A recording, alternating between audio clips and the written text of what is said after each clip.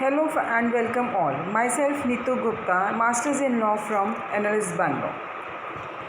Today I am going to teach you the last essential element of a valid contract. That is doctrine of frustration, given under section 56. Now how a question can come under doctrine of frustration? Problem based questions भी आपके आ सकते हैं इस पर. Doctrine of frustration is a part of Indian law without any nomenclature comment. इस तरह के भी ये जो टॉपिक है it is very very important topic. Doctrine of frustration is very very important topic. तो इसमें हम क्या करने वाले हैं? We are going to discuss about the origin, कि इसका ओरिजिन इंडियन लॉ से था या इंग्लिश लॉ में था. ठीक है. देन इसका we are going to discuss कि इसके बेसिस क्या है, थ्योरीज कौन सी इसको जस्टिफाई कर रही हैं कि ये इंडियन कॉन्ट्रैक्ट एक्ट में, अगर ये इंग्लिश लॉ है, इंग्लिश लॉ से आया है, तो इंडियन कॉन्ट्रैक्ट एक्ट में किस तरह से अडॉप्ट हुआ है. What are the provisions of this section, section 56. Then we will obviously discuss some of the interpretations and applications in particularly by the Supreme Court. Is it clear? So let us start. Doctrine of frustration, it is a common law principle. It is a common law principle. Is it clear? Condition which he gave must be at the time of contract. जो conditions दी गई हैं वो contract के time पे होती है, बाद में नहीं ऐड कर सकते. सो इसीलिए जो दोनों promises हैं, जो promises persons ने parties to the contract ने दी हैं, that must be absolute and conditional. Now doctrine of frustration has been adopted and accepted in India under section 56 of Indian Contract Act. सबसे पहले स्टार्ट कैसे हुआ था डॉक्ट्रिन ऑफ फ्रस्ट्रेशन? ये एक बड़ा पुराना केस है, उसमें इसकी बात की गई थी डॉक्ट्रिन ऑफ फ्रस्ट्रेशन की. And that case is Paradise versus John. Paradise versus John. तो प्रॉमिस है, इस केस में क्या हुआ था? Promise was given as a contract can be absolute और with conditions.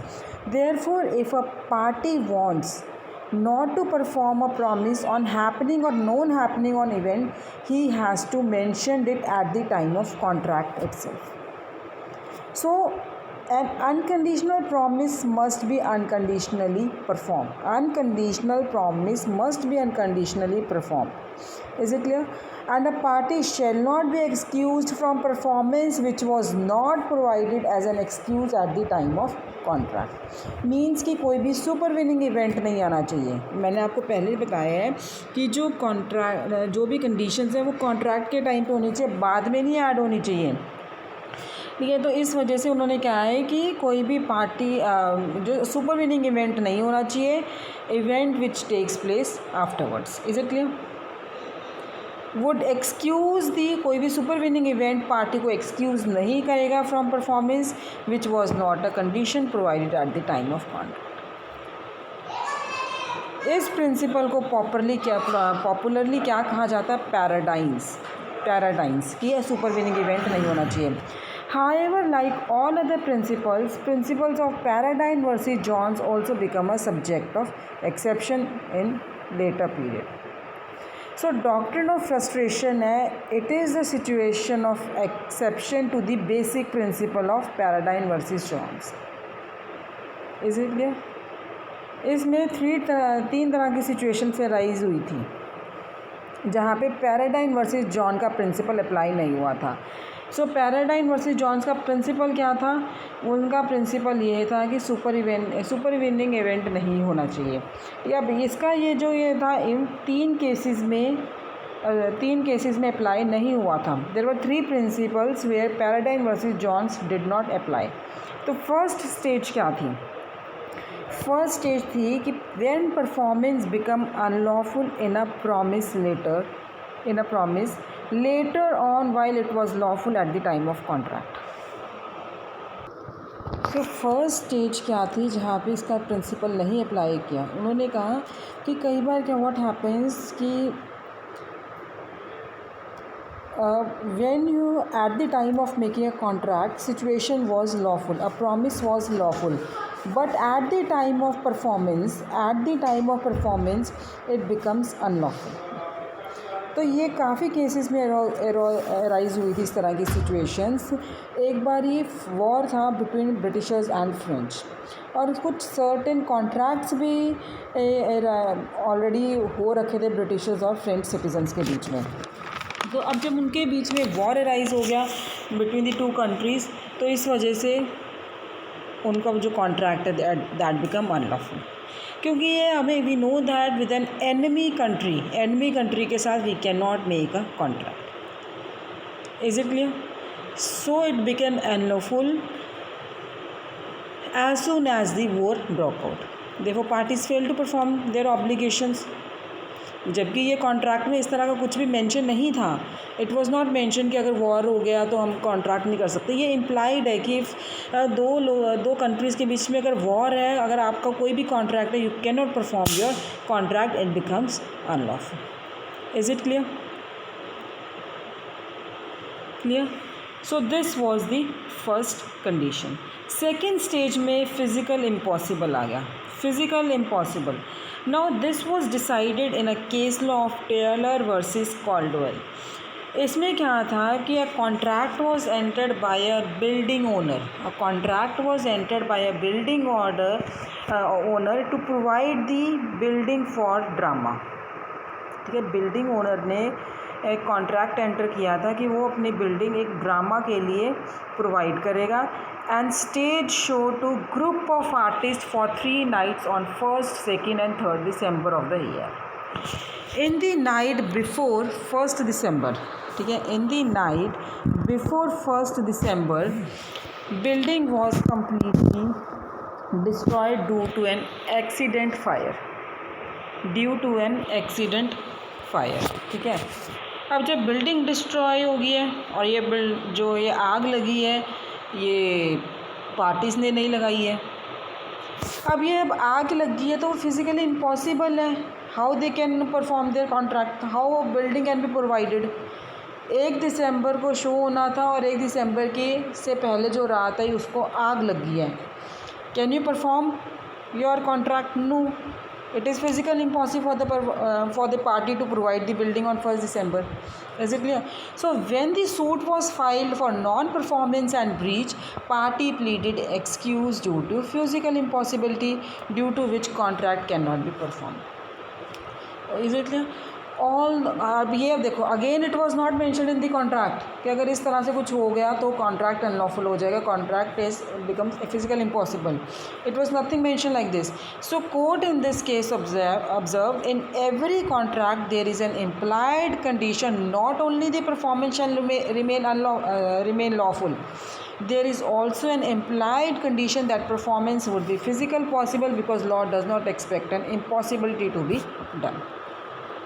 So one of the justice observed, when once the performance becomes physically impossible, the party should be excused for non-performance, because the very foundation of the contract has disappeared when the performance becomes impossible due to destruction of the building. Contract is therefore frustrated and becomes invalid and void. Thus doctrine of frustration is developed into 2 conditions. ये जो stage थी in 1872 of law relating frustration of contract under common law, which becomes the basis of Indian law as provided under Indian contract act. So section 56 was adopted. Doctrine of frustration क्या expressly क्या provide करता है? That the contract become void when such contract either becomes unlawful to be performed or impossible to be performed. Therefore, doctrine of frustration is the part of Indian law as clear from the language of section 56. Is it clear? और अगर आप section 56 देखोगे, if you will look at your barracks, the term frustration doesn't appear in section 56. Is it clear? Now you are clear about 2 stages जहाँ पे John versus पैराडाइन का principal apply नहीं होता है। थर्ड स्टेज क्या है?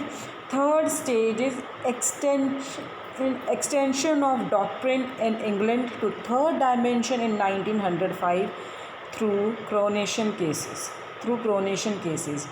Doctrine of frustration as a principle of exception was further extended to third type of situation of practical impossibility in England in 1905 through large number of cases popularly called coronation cases. The most important of that case was curl versus Henry और एक और आपका case था Chandler versus Webster. तो court ने पहली बार England में इन 1905 for the first time court in England extended doctrine of frustration to third situation and named it as practically impossible. Is it clear? Practically impossible. Second stage क्या था? Physically impossible. Third, practically impossible. So court observed that if an event take place after the date of contract and before the date of performance, because of which the purpose for which the contract was entered cannot be achieved, which was not expressly mentioned as a condition at the time of contract, but was known to both the parties for which the contract was entered, then performance is practically impossible and contract is frustrated even though it is neither unlawful nor physical impossible. Is it clear? So I'll repeat these three stages. First stage क्या थी आपकी? First stage was unlawful कि जब आपने contract किया था at that time it was lawful and later on it becomes unlawful. Is it clear? Second stage में क्या था? Physical impossible and third stage में आपका क्या? Practical impossible. Now question which arose in India was that where the third dimension, that is practical impossible, extension of doctrine of frustration applies in India or not. So there was a case law in India, Parshottam Das versus Batala municipal board. ये Lahore High court का case था.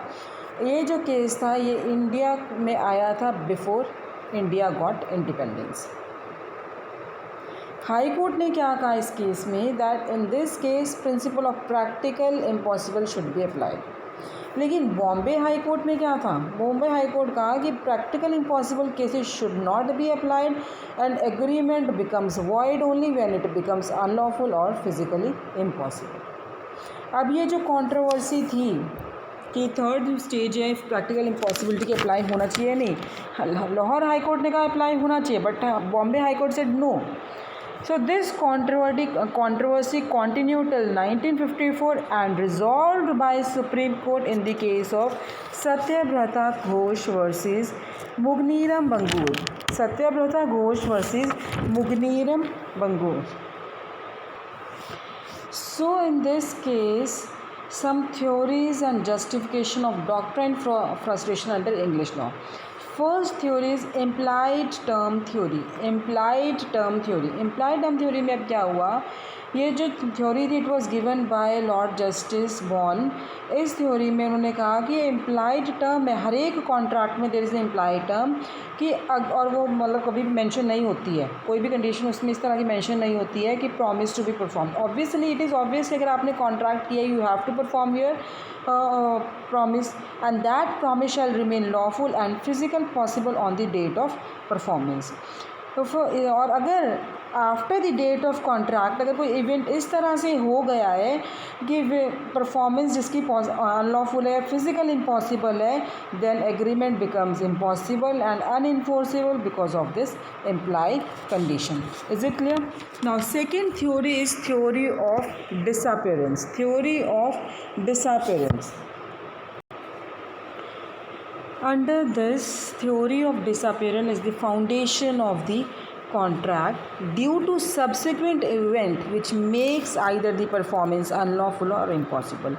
अब इस theory के according क्या है कि जब कॉन्ट्रैक्ट हम एंटर करते हैं इस बेसिस और प्रिजम्पशन पे एंटर करते हैं कि जो परफॉर्मेंस है that would be lawful on the date agreed and also physical impossible. So once the event takes place which either makes the performance unlawful or impossible, the very basis of contract disappears. Is it clear? Third is justice and equity theory. Now according to this theory, Principle of frustration of contract is based on principle of equity and justice. Why? Because law cannot force a party to perform something which is unlawful or something which is impossible. Therefore, it would be very unfair to force a person to perform something which he cannot and hold them liable for breach of contract. अगर ऐसा होगा तो it would be unjust and unfair. Now, fourth theory, rebus sic stantibus. Rebus, R-E-B-U-S. R-E-B-U-S. Sic, S-I-C. Stantibus. Stantibus. S-T-A-N-T-I-B-U-S. What this means? It means total change in the circumstances from the original circumstances. जो आपके originally circumstances है उससे बिल्कुल change हो गया ये. So according to this principle, all agreements are entered on the basis of situation. According to this agreement, all agreements are entered on the basis of situation which were present at the time of contract. If at the time of performance there is a radical change in the circumstances, then the agreement originally agreed between becomes invalid because of the total change of situation, and forcing the parties to perform original promise would be forcing to do something which they never agreed to perform in the change of circumstances. Is it clear? Now, last is that law only expects lawful things to be done which are physically possible. Therefore, if the performance become either unlawful or impossible, law does not expect it to be performed and it becomes unenforceable under law. Is it clear? Now we were talking about practical impossibility. Now according to courts it means जब आपका contract का जो purpose है वो ही हम achieve नहीं कर सकते because of change circumstances. So there was a controversy in India on practical impossibility, that whether practical impossibility is a part of Indian law और नॉट. तो एक भी ऑलरेडी जो हमने डिस्कस कर चुके हैं, लाहौर हाई कोर्ट ने कहा था it is applicable, Bombay high court ने कहा था नहीं इट इज़ नॉट एप्लीकेबल. ठीक है, तो ये था. Now liberal view of Lahore High Court was justified. और क्यों justify हुआ था? Because section 56 only mentions the word impossibilities. कोई भी उसके आगे prefix नहीं लगाया, suffix नहीं लगाया attached to it कि जो उसका meaning सिर्फ physical impossibility को ही restrict कर रहा है. Therefore court has to interpret in the normal sense of the term to cover practical impossibility also. Further, Indian law is based on English common law, including doctrine of frustration of contract, which was adopted by section 56. सो जो भी law होगा England में वो Indian law का part है और England में possibility covered है both practical as well as physical. इस वजह से ही इंडिया में भी प्रैक्टिकल इम्पॉसिबिलिटी का is an excuse under section 56. Is it clear? Now Bombay High Court on the other hand was of the view the provision of statute, जो statue की provisions है, जो हमारे लॉ की प्रोविजंस हैं, वो कब इंटरप्रेट होती है? When interpreted, the intention of the legislature is gathered by the courts. Therefore, the words impossible can be interpreted only what existed in 1872 and which was a situation of physical impossibility. Therefore, so when the word impossible was used in section 56, then only concept of physical impossible was there. So something which happened in 1905 in the shape of practical impossibility. Practical impossibility cannot be conceived by the legislature in 1872. So if court adds practical impossibility, it is not interpreting the law, rather than it is making the law. Is it clear? अब ये controversy चलती रही है और इसके ये किस में रिमूव किया already I have told you. Satyabrata Ghosh versus Mugneeram Bangur. इस केस में सुप्रीम कोर्ट ने ऑब्जर्व किया था acceptance of liberal interpretation of Lahore High Court that word impossible in section 56 can be liberally interpreted by courts to cover practical impossibility also, so it is not restricted only to physical impossibility as held by Bombay High Court. But the court observed Lahore High Court has taken correct view but has given some wrong reason. जैसे example ले लो, impossibility under section 56 covers practical impossibility also not because this is position in England law in, उन्होंने ये कहा था ना कि England में पोजीशन है इस वजह से वो इंडिया में भी एक्सेप्ट होगी, बट वो सुप्रीम कोर्ट क्या कह रहे हैं कि लाहौर हाई कोर्ट ने गलत रीज़न दिया है। तो उन्होंने कहा law in India may be based, supreme court क्या कह रहा है कि law in India no doubt it may be based on English law but English law is not binding on Indian courts after 1873. So they have said, Supreme Court said, we have to interpret the word impossible in its intrinsic shape. Is it clear? This phrase is not qualified with physical impossibility. So courts in India are at liberty to interpret other types of impossibility also, and there is a legal basis for it provided by the Act itself to cover the case like coronation cases of practical impossibility if section 56 is read with section 32 of Contract Act. Is it clear? So courts open the door of interpretation rather wide to cover practical and other types of impossible, making the agreement void under section 56.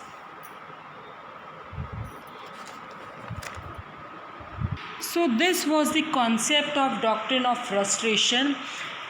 I hope so you have understood this lecture. This is very important. I'll come up with some problem based questions on doctrine of frustration also. So in the next session I am going to discuss with you the contingent contract. This was the last condition of the valid contract, that is it is not in possibility of being performed, section 56. So the a contract which is impossible to perform, that is void. Is it clear? So for a valid contract it is not impossible of being performed. Thank you.